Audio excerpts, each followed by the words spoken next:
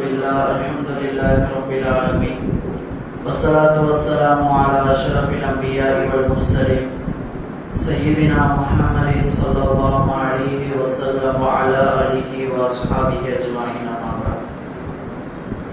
அளவற்ற அருளாளனும் நிகரில்லா பேரன்புடையனுமாகிய எல்லாம் வல்ல அல்லாஹ்வின் திருப்பெயரால் ஆரம்பம் செய்கின்றேன். அந்த அல்லாஹ்வின் சாந்தியும் சமாதானமும் நம் உயிரினும் மேலான கண்மணி நாயகம் உத்தம நபிநாதர் முத்து முஹம்மது ரசூலுல்லாஹ் ஸல்லல்லாஹு அலைஹி வஸல்லம் அவர்களின் மீதும் அவர்களின் குடும்பத்தார்கள் அவர்களின் அடிச்சுவற்றை அடிப்படையாமல் அப்படியே பின்பற்றி வாழ்ந்த உத்தம சத்திய சஹாபாக்கள் தாபிஈன்கள் தபோ தாபிஈன்கள் நாதாக்கள் சுஹதாக்கள் குறிப்பாக நம் அனைவர்களின் மீதும் அந்த வல்லோன் அல்லாஹ்வின் சாந்தியும் சமாதானமும் என்றென்றும் நின்றோட்டுமாக ஆமீன். அஸ்ஸலாமு அலைக்கும் வரஹ்மத்துல்லாஹி வபரகாத்துஹு. கணித்திற்குரிய அல்லாஹ்வின் நல்லடியார்களே, புனிதமிக்க ரமலான் மதத்திலே 3வது பத்திலே 2வது ஒற்றைப்படை இரவிலே நாம் எல்லாம் இங்கே அமர்ந்திருக்கிறோம். அல்ஹம்துலில்லாஹ். அல்லாஹ்வினுடைய மாபெரும் கிருபை. இன்றைய நாளில் ஓதப்பட்ட சூரா முஜாதலா என்கின்ற சூறாவிலே அல்லாஹ் தஆலா சில சட்டங்களையும் ஒழுக்கங்கள் சார்ந்த சில விஷயங்களையும் நமக்கு கற்றுத் தருகிறான். இந்த சூறாவின் தனித்தன்மை என்னவென்று சொன்னால், இந்த சூறாவில் இடம்பெற்றிருக்கக்கூடிய 22 வசனங்களிலும் அல்லாஹ் என்கின்ற பெயர் வரும். மற்ற எந்த சூறாவிலும் இல்லாத ஒரு தனித்தன்மை இந்த சூறாவில் உள்ள 22 வசனங்களிலும் அல்லாஹ் என்கின்ற பெயர் வரும். அதே போன்று இந்த சூறாவிலே நிறைய சட்ட திட்டத்தை சொல்லிக் கொடுத்திருக்கிறான். கணவன் மனைவிக்கு இடையேயான முக்கியமான சட்டங்களையும் சொல்லி தருகிறான். அதே மாதிரி ஒழுக்கம் சம்பந்தமான சில விஷயங்களையும் அல்லாஹ் நமக்கு சொல்லி தருகிறான். அதிலும் குறிப்பாக அவை ஒழுக்கம், சபையிலே மேற்கொள்ளக்கூடிய ஒழுக்கத்தை பற்றி அல்லாஹ் தஆலா இது நமக்கு சொல்லி காட்டுகிறான். நாகரிகத்துடன் நடப்பதற்கான விஷயங்கள், எப்படி சபையிலே நாகரிகத்துடன் இருக்க வேண்டும் என்கின்ற விஷயத்தை அல்லாஹ் தஆலா இந்த சூறாவிலே சில வசனத்திலே சொல்லி காட்டுகிறான். அல்லாஹ் இந்த சூறாவிலே சொல்கிறான், யா அய்யுஹல்லதீன ஆமனூ இதா கீல லகும் தஃபஸ்ஸஹு ஃபில் மஜாலிஸி ஃபஃப்ஸஹு யஃஸஹில்லாஹு லகும்.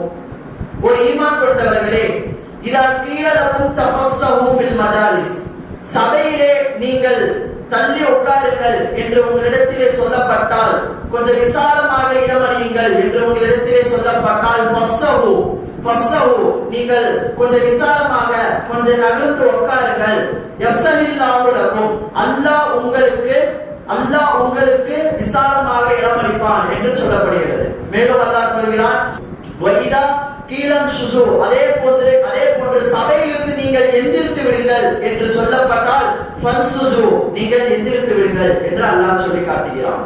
அன்பிற்குரிய அல்லாஹ் நல்லடியார்களே, சபையினுடைய ஒழுக்கத்தை பற்றி அல்லாஹ் பெருமானார் அவருடைய ஏராளமான ஹதீஸ்கள் வருகிறது. அதை ஒன்றன் பின் ஒன்றாக பார்த்தோம் என்று சொன்னால், முதலிலே ஒரு சபை என்று சொன்னால் அந்த சபை எப்படிப்பட்டதாக இருக்க வேண்டும், எப்படி இருக்கக்கூடாது, எப்படி இருக்கக்கூடாத சபையிலே நாம் கலந்து கொள்ளாமல் தவிர்ப்பது எப்படி என்பதெல்லாம் பார்க்கலாம். முதலில் மார்க்கத்தை பற்றி கேலி செய்யக்கூடிய சபையிலே நாம் இருக்கக்கூடாது. மார்க்கத்தை பற்றி வீணாக விவாதிப்பது, மார்க்கத்தை பற்றி கேலி கிண்டல் செய்வது, தர்க்கம் செய்யும் சபையிலிருந்து நாம் விலகிக் கொள்ள வேண்டும். அப்படி ஷைத்தான் ஏதோ ஒரு ஷைத்தானுடைய தூண்டுதலில் நாம் உட்கார்ந்து விட்டோம் என்று சொன்னாலும், பிறகு நாம் நினைவுக்கு வந்தவுடன் அந்த மஜ்லிஸிலிருந்து நாம் சென்று விட வேண்டும். இப்படி மார்க்கத்திற்கு புறம்பான விஷயங்கள் பேசப்படுவது, அல்லாஹ் ரசூலை பற்றி தவறாக பேசப்படும் மஜ்லிஸ்களிலே நாம் உட்காரக்கூடாது. அது ஒரு முஃமினுக்கு அழகல்ல. அதே போன்று சபைக்கு வரும் பொழுதும் சபையிலிருந்து கிளம்பி போகும் பொழுதும் சலாம் சொல்ல வேண்டும். இதெல்லாம் மஜ்லிஸுக்கான ஒரு ஒழுங்குமுறை. திடீர்னு ஒரு மஜ்லிஸ்க்கு வரோம், ஒரு மஷூரா நடக்குது, சலாம் சொல்லிட்டு உள்ள வரணும். உங்களுக்கு ஒரு தேவை, நடுவுடைய வெளியில போறீங்க, இல்ல சபையெல்லாம் முடிச்சுட்டு வெளியில போறோம்னாலும் சலாம் சொல்லிக் கொண்டு வெளியே போகும். இது ஒரு முஸ்லிமுடைய தன்மையாக இருக்கிறது. அதே போன்று மஜ்லிஸ் என்று சொன்னால், ஒரு மஜ்லிஸிலே தமக்குன்னு ஒரு இடம் வேணும், நமக்குன்னு ஒரு பிரத்யேகமா இடம் வேணும், நமக்கு முன்னுரிமை தரணும் அப்படின்னு நம்ம விரும்பவே கூடாது. அது முஸ்லிமுடைய பண்பல்ல. நபிகள் நாயகம் ஸல்லல்லாஹு அலைஹி வஸல்லம் அவர்களும் அப்படிப்பட்ட அந்த முன்னுரிமையை விரும்பியதில்லை, சஹாபாக்களும் விரும்பியதில்லை. ஹதீஸிலே வருகிறது, சஹாபாக்கள் நபி இருக்கும் மஜ்லிஸுக்கு செல்லும் பொழுது கிடைக்கிற இடத்துல உட்கார்ந்துக்குவாங்க, கிடைக்கிற இடத்துல உட்கார்ந்துக்குவோம். அதே மாதிரி சஹாபாக்களுடைய மஜ்லிஸ் இருக்கு, ரசூலுல்லாஹ் வராங்கன்னு சொன்னா ரசூலுல்லாஹ் எனக்குன்னு இடம் உடணும் அப்படிங்கறத விரும்பியதில்லை, எனக்கு முன்னுரிமை தரணும் அப்படிங்கிற விஷயத்தை ரசூலுல்லாஹ் விரும்பியதே இல்லை. சஹாபாக்களில் ஒருவராக அண்ணல் பெருமானார் ரசூலுல்லாஹி ஸல்லல்லாஹு அலைஹி வஸல்லம் அவர்கள் அந்த மஜ்லிஸிலே அமர்வார்கள். அதே போன்று பல மஜ்லிஸ்கள் சம்பந்தமான, சபை சம்பந்தமான அண்ணல் பெருமானார் ரசூலுல்லாஹி ஸல்லல்லாஹு அலைஹி வஸல்லம் அவர்கள் நிறைய விஷயத்தை நமக்கு கற்றுத் தருகிறார்கள். இப்னு உமர் ரலியல்லாஹு அன்ஹு அவர்கள் சொல்வார்கள், நபிகள் நாயகம் ஸல்லல்லாஹு அலைஹி வஸல்லம் அவர்கள் ஒரு நபரை எழுப்பிவிட்டு அந்த நபரை அந்த இடத்திலே வேறு நபரை உட்கார வைப்பதை தடை செய்தார்கள், நிராகரித்தார்கள் என்று சொன்னார்கள். ஒரு மனுஷன் ஒரு இடத்துல உட்கார்ந்துருக்காரு, ஒரு மஜ்லிஸ்ல உட்கார்ந்துருக்காரு, அவரை எந்திரிச்சு அங்கிட்டு போ, நீ பின்னாடி போ, எந்திரிச்சு போயின்னு சொல்லிட்டு வேறு ஒரு மனிதரை வந்து அந்த இடத்திலே உட்கார வைப்பதை நிராகரித்தார்கள் என்று நாம் பார்க்க முடிகிறது.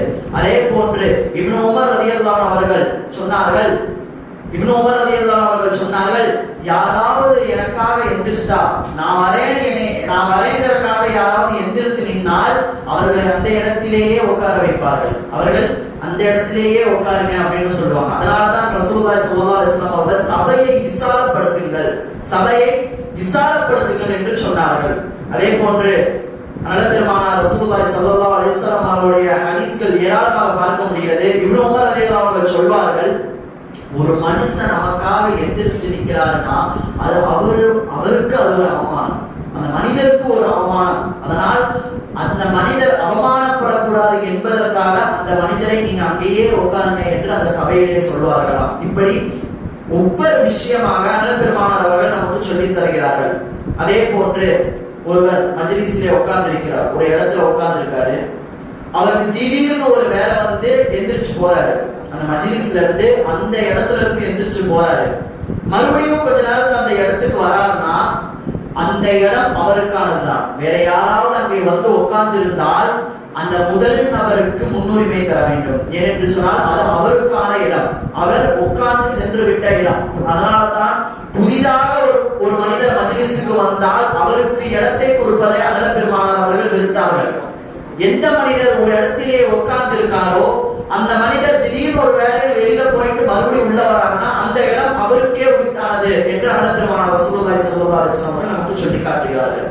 அதே போன்று மஜ்லிஸுடைய ஒழுக்கத்தில் இன்னொன்றை பார்த்தோம் என்று சொன்னால், 2 பேருக்கு மத்தியில் வந்து அமர்வது, 2 பேருக்கு மத்தியில் வந்து அமர்வதை நபிகள் நாயகம் ஸல்லல்லாஹு அலைஹி வஸல்லம் அவர்கள் வெறுத்தார்கள். ஜும்ஆவினுடைய விஷயத்தை நாம் பார்க்கும் பொழுது சொல்லப்படும், ஜும்ஆ நாளன்று சுத்தமாக குளித்து விட்டு அவர்களிடத்தில் இருக்கக்கூடிய நறுமணத்தை பூசிக்கொண்டு எவர் ஒருவர் ஜும்மா தொழுகைக்கு வருவாரோ அந்த வரிசையில் சொல்வார்கள், 2 பேரை பிரிக்காமல் வந்து அந்த மஜ்லிஸ்ல அமர வேண்டும். 2 பேரை பிரிச்சுட்டு நடுவுல உட்காரக்கூடாது, இது வந்து மஜ்லிஸுக்கான ஒழுக்கம் அல்ல.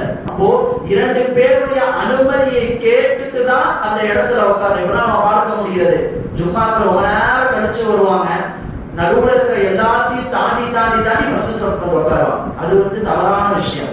உங்களுக்கு எந்த இடத்துல நீங்க எப்ப வந்தீங்களோ வந்த இடத்துல நீங்க உட்கார்ந்துடணும்.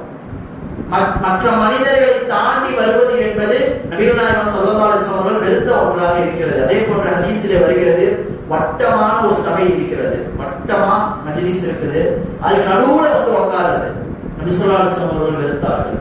வட்டமா ஒரு மஜ்லிஸ் ஒரு மஷூரா போயிட்டு இருக்குன்னா நடுவுல வந்து ஒரு மனுஷன் உட்காரான்னு சொன்னா அதையும் நபி ஸல்லல்லாஹு அலைஹி வஸல்லம் அவர்கள் அது எப்படி சொல்லப்படுகிறது என்றால் அந்த மனிதரை நபிகள் நாயகம் ஸல்லல்லாஹு அலைஹி வஸல்லம் அவர்கள் சபித்தார்கள் என்று சொல்லப்படுகிறது. அதனால தான் நபிகள் நாயகம் ஸல்லல்லாஹு அலைஹி வஸல்லம் அவர்கள் ஒவ்வொரு மஜ்லிஸை பற்றி பேசும் பொழுதும் உங்களுடைய மஜ்லிஸை விசாலமாக ஆக்கிக் கொள்ளுங்கள், விசாலமாக ஆக்கிக் கொள்ளுங்கள் என்று சொன்னார்கள். விசாலமாக இருக்கக்கூடிய மஜ்லிஸ் சிறந்த மஜ்லிஸ் என்றும் சொல்கிறார்கள். காரணம், விசாலமாக இருக்கும் பொழுது நிறைய மனிதர்கள் வந்து அமர்வார்கள், அந்த நிறைய மனிதர்களிடத்திலே தீன் போய் சேரும் என்பதற்காக அண்ணல் பெருமானார் அவர்கள் உங்களுடைய மஜ்லிஸை நீங்கள் விசாலமாக வைத்துக் கொள்ளுங்கள் என்று சொல்வார்கள். அதே போன்று அல்லாஹ்வை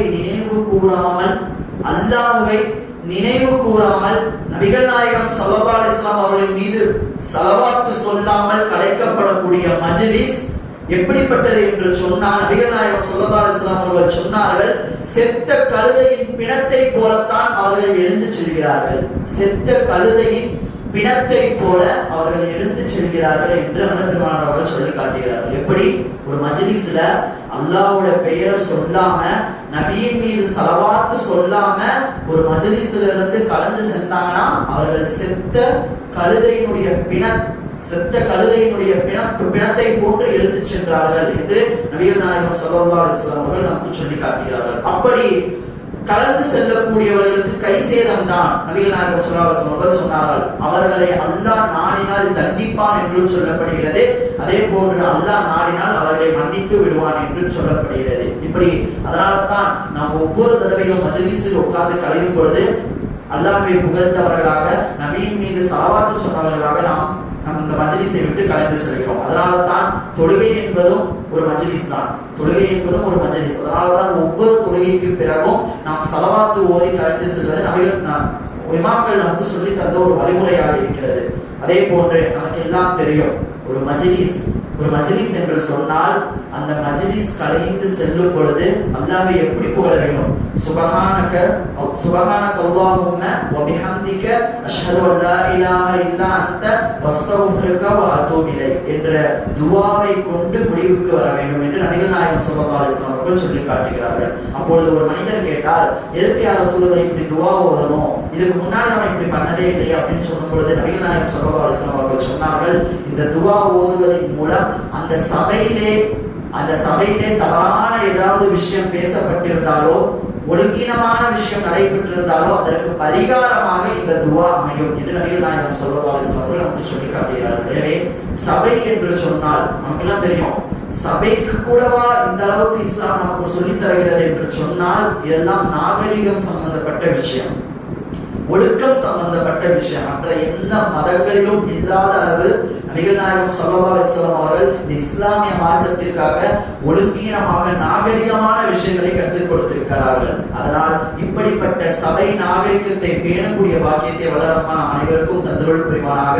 இப்படிப்பட்ட சபை நாகரிகத்துடன் பேணி நபிகள் நாயகம் ஸல்லல்லாஹு அலைஹி வஸல்லம் அவர்கள் எப்படி அவர்களுடைய அந்த சபையிலே அவர்கள் இருந்தார்களோ அதே போன்று சஹாபாக்களை பின்பற்றியவர்களாக நாமும் அந்த சபையினுடைய அந்த மஜ்லிஸினுடைய அந்த ஒழுக்கத்தை தவறாமல் சரியான முறையில் பின்பற்றக்கூடிய பாக்கியத்தை வளர்மா அனைவருக்கும் தந்தருள் புரிவானாக.